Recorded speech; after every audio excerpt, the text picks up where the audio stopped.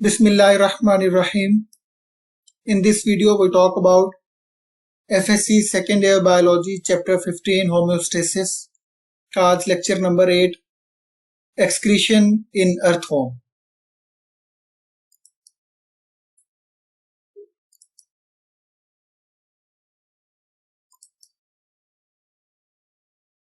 Earthworm में excretion समझने के लिए जनरल कैरेक्टरिस्टिक्स को देखते हैं. Earthworm are soft-bodied, cylindrical, long and segmented worms. Well-developed coelom means body cavity,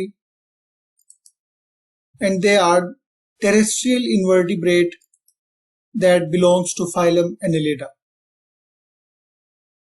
general characteristics ये हैं कि अर्थवर्म सॉफ्ट बॉडीड होते हैं, सिलेंड्रिकल इन शेप है, लॉन्ग एंड सेगमेंटेड वर्म्स होते हैं. सेगमेंटेड इसलिए कहा जाता है क्योंकि इनकी बॉडी सेगमेंट्स में डिवाइडेड होती है और इनके अंदर वेल डिवेलप्ड सिलोम मौजूद होता है जिसे हम बॉडी कैविटी कहते हैं. सिलोम मीन्स बॉडी कैविटी जो प्लेनेरिया में एब्सेंट थी. और टेरेस्ट्रियल इसलिए कहा जाता है क्योंकि ये जमीन पे रहते हैं और ये इन्वर्टिब्रेट होते हैं, इनके अंदर बैकबोन मौजूद नहीं होती. And they belongs to phylum Annelida. First year chapter 10 kingdom Animalia में हम डिटेल से पढ़ चुके थे कि फाइलम एनेलिडा में मोस्टली वो ऑर्गेनिजम्स होते हैं जिनकी बॉडी सेगमेंट्स में डिवाइडेड होती है, सेगमेंटेड बॉडी होती है. और ये इसका एक सिंपल स्ट्रक्चर जिसके एंटीरियर एंड पे माउथ होता है एंड पोस्टीरियर एंड पे टेल है और ये सेगमेंट्स हैं.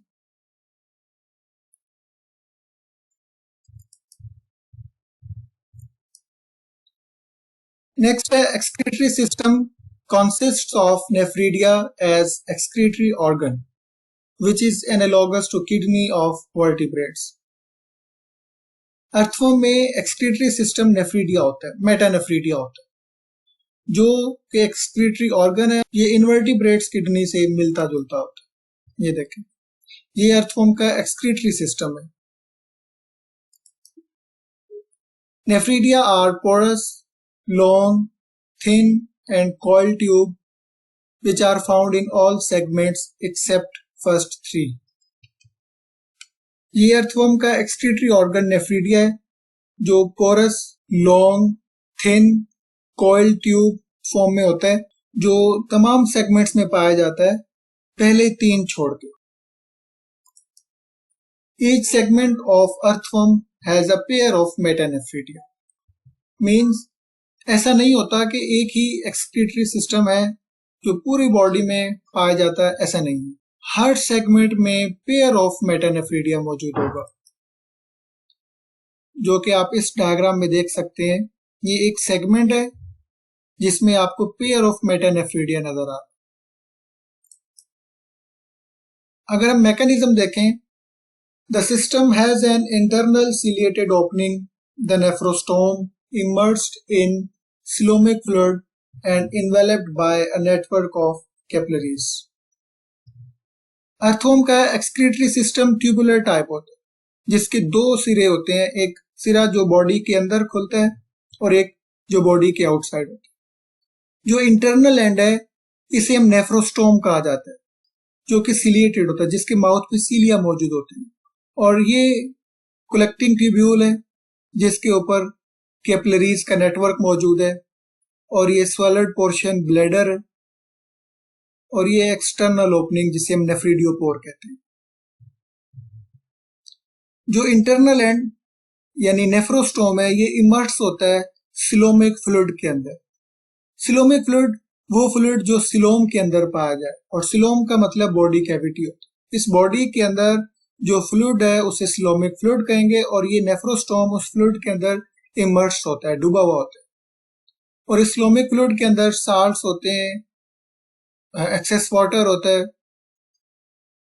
और यहाँ ये बात ज़हन नशीन कर रहे हैं, पिछला लेक्चर जिसमें हमने प्लेनेरिया के बारे में पढ़ा था उसमें सिलोमिक फ्लूइड नहीं होता, उसमें इंटरस्टिशियल फ्लूइड था.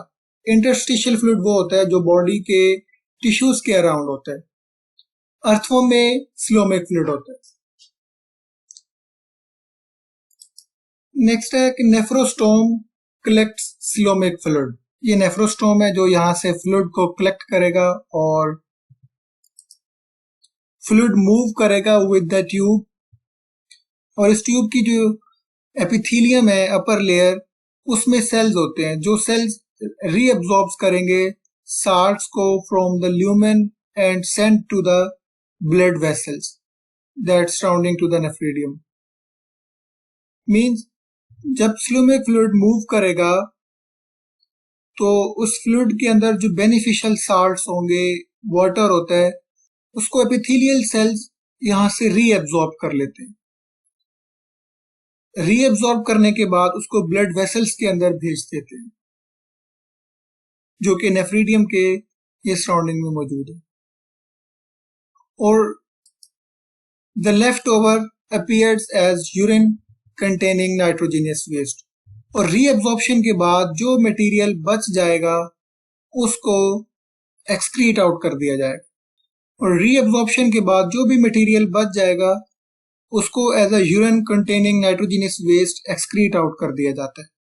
और अगर हम इसमें रूट को देखें तो सबसे पहले यहाँ पे सिलोमिक फ्लूइड, उसमें मौजूद नेफ्रोस्टोम, नेफ्रोस्टोम से आगे कलेक्टिंग ट्यूब्यूल और इसके सराउंडिंग में कैपिलरीज नेटवर्क, और ये swelled portion bladder, and last part है नेफ्रिडियोपोर। और यहाँ पे एक बात और ज़हन नशीन कर लें कि इस फ्लूइड का, इस सेगमेंट के सिलोमिक फ्लूइड को पिछले सेगमेंट का मेटानेफ्रिडिया कलेक्ट कर रहा होता है, और इसी तरह इस सेगमेंट के सिलोमिक फ्लूइड को उससे पिछले सेगमेंट का मेटानेफ्रिडिया कलेक्ट करेगा, क्योंकि हर मेटानेफ्रिडिया की जो ओपनिंग है वो अगले सेगमेंट में खुलती है और एक्सटर्नल ओपनिंग उसी अपने ही सेगमेंट में ओपन होती है। और ये टॉपिक शॉर्ट क्वेश्चन, लॉन्ग और एमसीक्यूज दोनों चीजों के लिए इंपॉर्टेंट हो सकता है। अर्थवॉर्म के excretory products ammonia, urea and carbon dioxide होते हैं। तो आज के इस लेक्चर में हमने समझा कि सिलोमिक फ्लूइड जिसमें साल्ट्स, वाटर की कंसेंट्रेशन होती है जो कलेक्ट होगा थ्रू नेफ्रोस्टोम, और इसको आगे कलेक्टिंग ट्यूब्यूल से होता हुआ जिसके सराउंडिंग में नेटवर्क ऑफ कैपिलरीज हैं, यहाँ पे रीअब्सॉर्प्शन होगी और बेनिफिशियल साल्ट्स और रिक्वायर्ड वाटर को रीअब्सॉर्ब कर लिया जाता है, और इसमें जो एक्सेस वाटर और साल्ट्स होते हैं उनको यहाँ से as a urine containing nitrogenous waste excrete out कर दिया जाता है थ्रू नेफ्रिडियोपोर। तो ये थी excretion in earthworm. Next topic में हम पढ़ेंगे excretion in cockroach. Thanks for watching. अल्लाह हाफिज।